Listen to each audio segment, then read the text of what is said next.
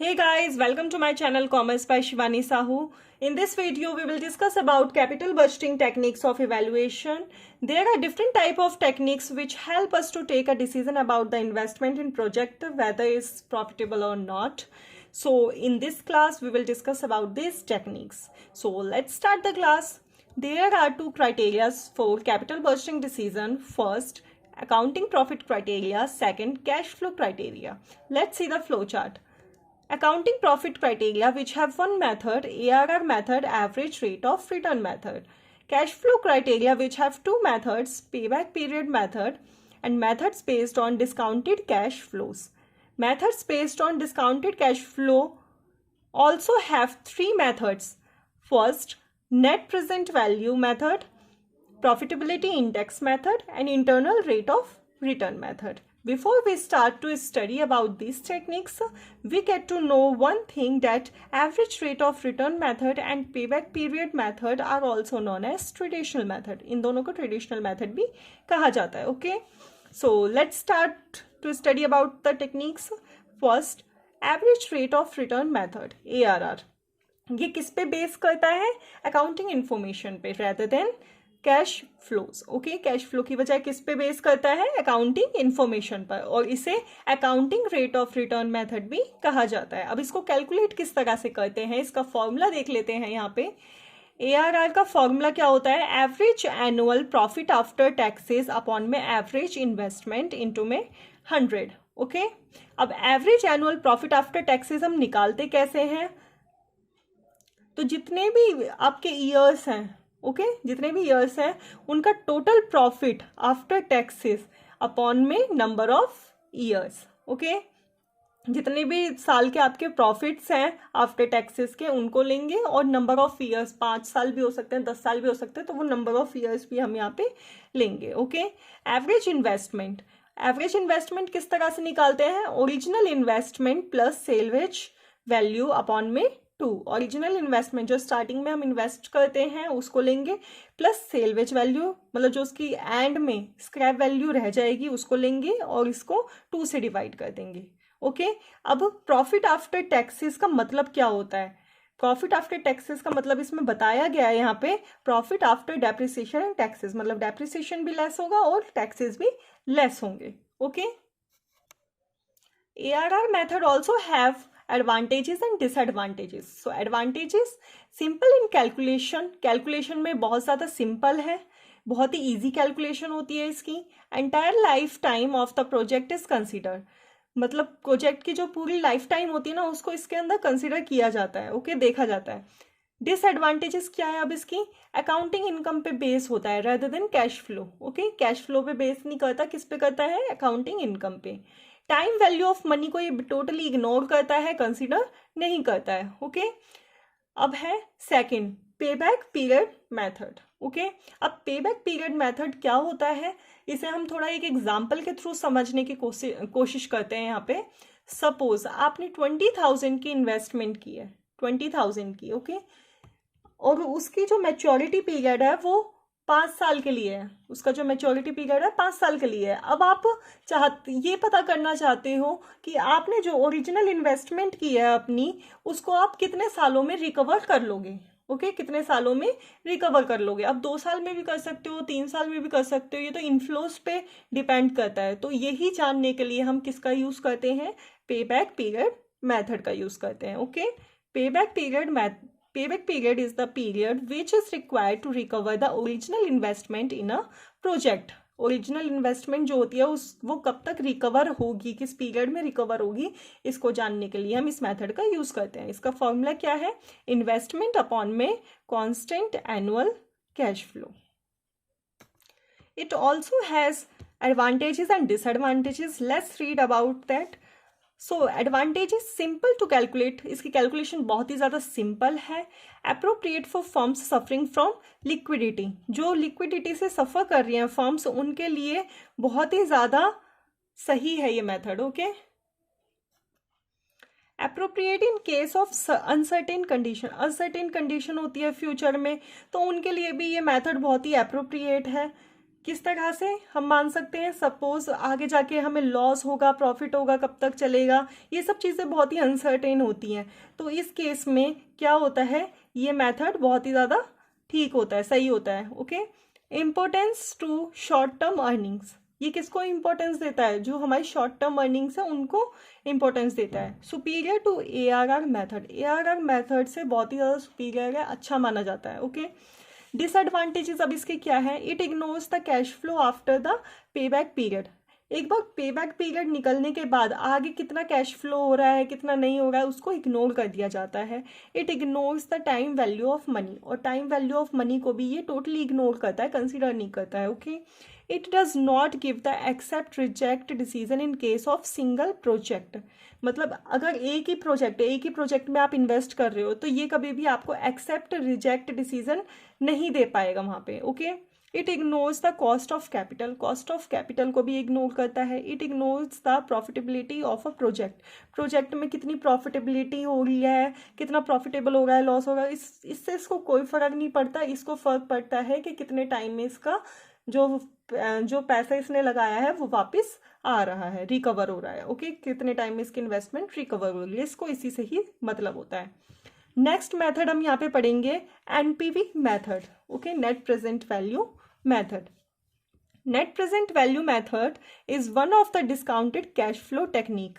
अब जो discounted cash flow technique है उसमें जो पहला मेथड है वो कौन सा है, NPV मेथड। ओके, और NPV किस तरह से निकाला जाता है, प्रेजेंट वैल्यू ऑफ इनफ्लोज की प्रेजेंट वैल्यू निकालेंगे और प्रेजेंट वैल्यू ऑफ आउटफ्लोज को उसमें से माइनस कर देंगे। ओके, मतलब प्रेजेंट वैल्यू ऑफ इनफ्लो जो निकल कर आएगा उसमें से आउटफ्लोज को माइनस कर देंगे। इफ NPV इज पॉजिटिव, अगर NPV पॉजिटिव होता है तो प्रोजेक्ट को हम एक्सेप्ट करेंगे, अगर NPV नेगेटिव होता है तो प्रोजेक्ट को हम एक्सेप्ट नहीं करेंगे। इस चीज को ध्यान में रखना। So it's also have advantages and disadvantages. So advantages, time value of money is consider, इसमें time value of money को consider किया जाता है क्योंकि ये discounted cash flow पे base करता है। Full life of project is taken into consideration, जो प्रोजेक्ट की फुल लाइफ है उसको कंसिडरेशन में लिया जाता है, उसको कंसिडर किया जाता है। ओके, और ये वेल्थ मैक्सिमाइजेशन भी करता है। डिसएडवांटेजेस क्या है अब इसकी, difficult to understand and implement, इसे अंडरस्टैंड करना बहुत ही डिफ़िकल्ट है और इम्प्लीमेंट करना भी। Okay, difficulty in fixing the required rate of return, required rate of return कितना होगा इसको फिक्स करना भी बहुत डिफ़िकल्ट है। In case of two project with unequal initial investment, कोई भी दो प्रोजेक्ट हैं जिनकी इनिशियल इन्वेस्टमेंट जो है वो अलग अलग है, सपोज एक की 20,000 है, एक की 10,000 है, दिस मेथड में not give the satisfactory result, तो ये सेटिस्फैक्ट्री रिजल्ट नहीं दे पाएगा। अगर इनिशियल इन्वेस्टमेंट दोनों की सेम है, दोनों प्रोजेक्ट्स की, तो इसका रिजल्ट सेटिस्फैक्ट्री होगा, लेकिन अगर दोनों की इनिशियल इन्वेस्टमेंट अलग अलग है तो ये सेटिस्फैक्ट्री रिजल्ट नहीं देगा। और इसी को ही दूर करने के लिए हमारा नेक्स्ट मेथड आता है profitability index method. Okay, in case of two projects with different lifes, this method में not give the satisfactory result. अब इस जो दोनों प्रोजेक्ट्स हैं उनकी लाइफ्स भी डिफरेंट है, मतलब कोई 5 साल, किसी प्रोजेक्ट की 5 साल है, किसी प्रोजेक्ट की 10 साल है। ओके, तो उनकी लाइफ्स जो हैं वो भी डिफरेंट है, तो भी ये सेटिस्फैक्ट्री रिजल्ट नहीं देगा।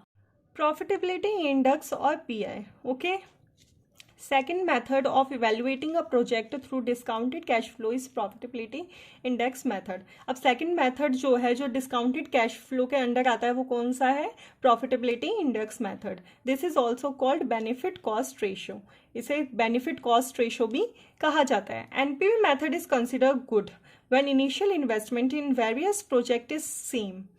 अब इसमें वही चीज बताई गई है, अगर NPV अच्छा है, ठीक है, NPV मेथड जो है वो अच्छा है, लेकिन जब इनिशियल इन्वेस्टमेंट दोनों प्रोजेक्ट्स की सेम है, दोनों की, तीनों की, कितने भी प्रोजेक्ट्स हो सकते हैं, उनकी इनिशियल इन्वेस्टमेंट सेम है, लेकिन अगर उनकी इनिशियल इन्वेस्टमेंट अलग अलग है, सभी प्रोजेक्ट्स की इनिशियल इन्वेस्टमेंट अलग अलग है, तो ये जो NPV मेथड है ये सेटिस्फैक्ट्री रिजल्ट आपको नहीं देगा। इसके लिए हम PI मेथड का यूज करेंगे, इसे अडॉप्ट करेंगे, क्योंकि अलग अलग इनिशियल इन्वेस्टमेंट में प्रोजेक्ट की ये बहुत ही सेटिस्फैक्ट्री रिजल्ट देता है। Okay, PI method is adopted when the initial cost of different projects are different. Okay, initial cost जो होगी प्रोजेक्ट्स की वो डिफरेंट होगी, तो हम किसको अडॉप्ट करेंगे? PI मेथड को। अगर सेम इनिशियल इन्वेस्टमेंट होगी तो हम किसे अडॉप्ट करेंगे? NPV को। ओके, अब PI का फॉर्मूला क्या होता है यहाँ पे? Present value of cash inflows, जो प्रेजेंट वैल्यू है कैश इनफ्लोज की उसको डिवाइड कर देंगे present value of cash outflow. Okay, if PI is more than 1, अगर PI हमारा 1 से ज्यादा है, ओके 1 से ज्यादा है तो जो प्रोजेक्ट होगा वो एक्सेप्टेड होगा। अगर कम है 1 से तो ये प्रोजेक्ट क्या हो जाएगा? रिजेक्ट हो जाएगा। ओके, अब इसके भी एडवांटेजेस एंड डिसएडवांटेजेस है।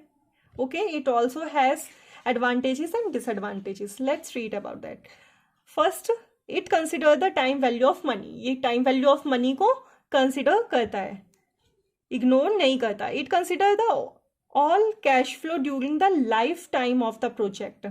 जितनी भी लाइफ टाइम है प्रोजेक्ट, मतलब कितने भी टाइम तक प्रोजेक्ट चल रहा है, ये सभी कैश फ्लो को कंसिडर करेगा। पे बैक पीरियड में क्या होता था कि हम जहाँ पे हमारी ओरिजिनल इन्वेस्टमेंट रिकवर हुई वहाँ पे आगे के कैश फ्लोज पे हम ध्यान नहीं देते थे, हमें सिर्फ वहीं तक मतलब होता था। लेकिन इसमें क्या होता है कि जब तक प्रोजेक्ट चलेगा उसमें जितना भी कैश फ्लो होगा उसको कंसिडर किया जाएगा।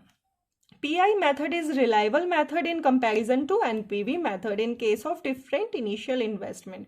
PI method जो है वो अच्छा है किसके कंपैरिजन में? NPV method के, अगर इनिशियल इन्वेस्टमेंट हमारी डिफरेंट है। ये तो बहुत बार बता दिया मैंने। डिसएडवांटेजेस क्या है इसकी? This method is difficult to implement and understand. ये इम्प्लीमेंट करने में और अंडरस्टैंड करने में बहुत ही डिफिकल्ट है। कैलकुलेशन अंडर दिस मेथड और कॉम्प्लेक्स, जो इसकी कैलकुलेशन होती है ना बहुत ही ज्यादा कॉम्प्लेक्स होती है, क्योंकि आपको प्रेजेंट वैल्यू निकालनी होती है कैश फ्लो की। जो हम प्रेजेंट वैल्यू निकालते हैं वो अपने आप में ही बहुत डिफिकल्ट प्रोसेस है। ओके, नेक्स्ट हमारी टेक्निक आ जाती है internal rate of return, IRR technique. Okay, IRR is the discount rate at which present value of cash flow is equal to the present value of cash outflow. IRR क्या है? एक तरह से discount rate है। Okay, जिसमें क्या होता है प्रेजेंट वैल्यू जो है कैश फ्लो की वो इक्वल होगी किसके? Present value of cash flow outflow, sorry cash outflow. Okay, in other words it is the rate at which NPV of the project is 0. Okay, ये एक तरह का रेट है जिसपे NPV क्या होगा? प्रोजेक्ट 0 होगा। If IRR exceed the rate of return, अगर रेट ऑफ रिटर्न से IRR ज्यादा है तो प्रोजेक्ट एक्सेप्टेड होगा, लेकिन रेट ऑफ रिटर्न से अगर IRR कम है तो ये जो प्रोजेक्ट होगा वो रिजेक्ट हो जाएगा। अब IRR कैलकुलेट करने का भी यहाँ पे एक प्रोसीजर है, तो उस प्रोसीजर को हम यहाँ पे देखेंगे।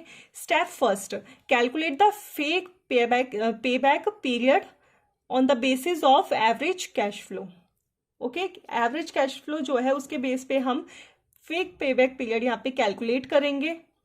अब उस फेक पेबैक पीरियड किस तरह से कैलकुलेट करेंगे? इनिशियल कैश आउटफ्लो, जो इनिशियल इन्वेस्टमेंट आपने की है, आउटफ्लो जो हुआ है उसे लेंगे और उसको डिवाइड कर देंगे एवरेज कैश इनफ्लो से। Okay, step 2, locate the closest figure to fake payback period in the annuity table A4 against the row of number of years of the project. Okay, number of years और fake payback period से जो हमारी figure निकल कर आई है उसके closest figure हम देखेंगे और नंबर ऑफ ईयर्स देखेंगे। ओके, उसी के बेस पे हम देखेंगे किस कॉलम में कहाँ लोकेट कर रही है वो फिगर और कहाँ वो और किस रेट पे लोकेट कर रही है और किस रेट पे लोकेट कर रही है, उस रेट को हम फर्स्ट डिस्काउंटेड रेट मानेंगे। ओके, फिर स्टेप 3 हमारा क्या होगा? Now apply the following formula to find IRR। अब IRR को फाइंड करने के लिए इस फॉर्मूले को हम अप्लाई करेंगे। Lower discount rate plus NPV at lower discount rate upon में NPV at lower discount rate minus